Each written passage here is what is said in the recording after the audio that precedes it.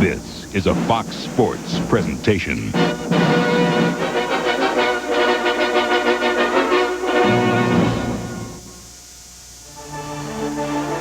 is absolutely where Brett Favre is at his best.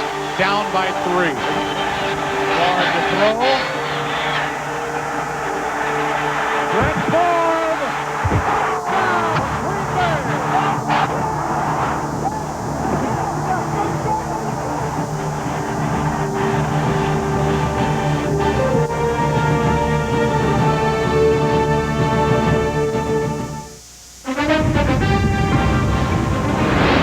Wild Card Weekend, and there are no jokers in this deck, because it's time to be king. The NFL on Fox. Today, Atlanta brings their aerial game to the piercing chill and ice-glazed turf of Lambeau Stadium.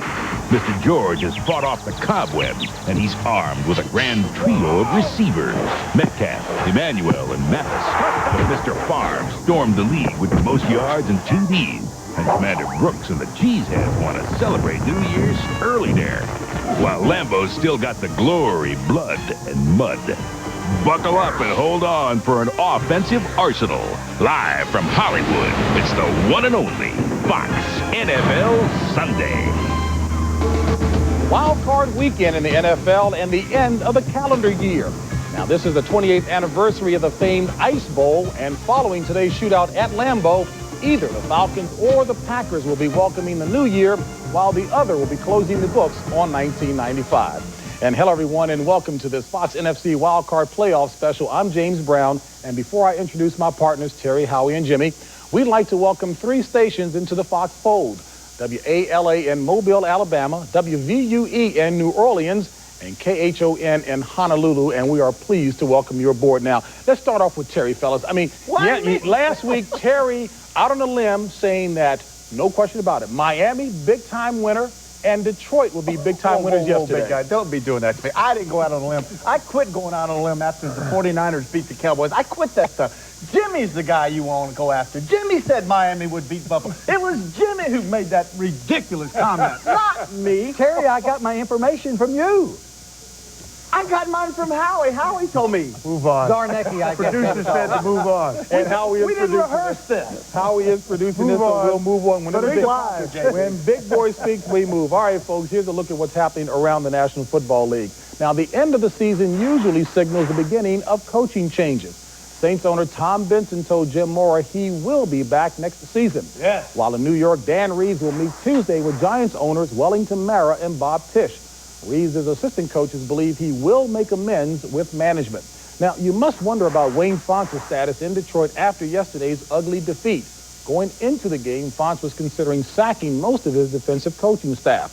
But Fontes is aware that Bill Ford Jr., son of the owners of the Lions, is not one of his biggest supporters, and Ford has significant influence within the organization. Now, one point to keep in mind, Steve Spurrier, college football's hottest coaching prospect, has received a 1-week extension from Florida to field NFL jobs. And a little interesting that Jimmy Johnson's name hasn't been mentioned at all. Is that all right with you, Coach? No comment. We're fine with that. We have no comment. You guys, we have no comment. Let's talk about Jimmy Johnson. All right, with that in mind, then let's talk about today's game. In a game that features 2 of the league's stronger arms, the Packers' Brett Favre and the Falcons' Jeff George figured to have a shootout today. And when the playoff road goes through Green Bay, certainly you always have to think about the weather. For a look ahead at this game, Pat Summerall is standing by live at Lambeau Field. And good morning, Pat. Good morning, JB. And although you wouldn't call it a heat wave here in Green Bay, it certainly is not bad for this time of year. Temperature is 32 degrees. The wind's out of the northeast, 5-7 miles an hour. The forecast is for snow flurries, a possibility later on today. For a report on the condition of the field, Pam Oliver's down on the sideline. Pam?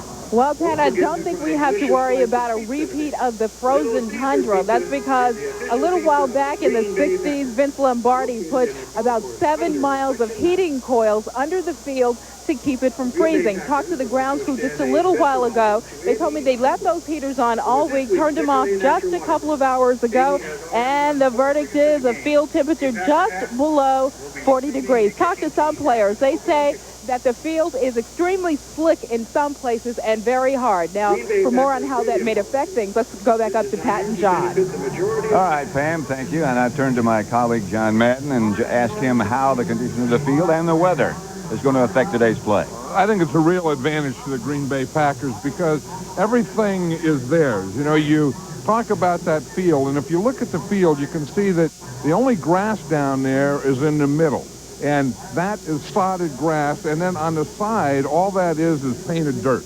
And that's going to be real slick. Now, the Packers know that, and it's their coal. It's their dirt. It's their sod in the middle, and they know that. And the other team, the Atlanta Falcons, they don't know that. They have to adjust to it. And just watching them in pregame, I think it's starting to psych them out already. Well, you got to like your own dirt. It's going to slow everybody down, don't you think, John? Well, it's still going to be a passing game, and I think it's going to slow the Atlanta Falcons down more because when you come out of a dome and artificial turf and you go to this stuff, I'll guarantee you it's going to take them at least 1 quarter to adjust to this field in these conditions. All right, this is a great place to play, a great place for a playoff game, and let's go back to JB. All right, Pat, thank you very much. You got to love Summerall. Isn't he the greatest? You got to like your own dirt. And Madden didn't even crack a smile.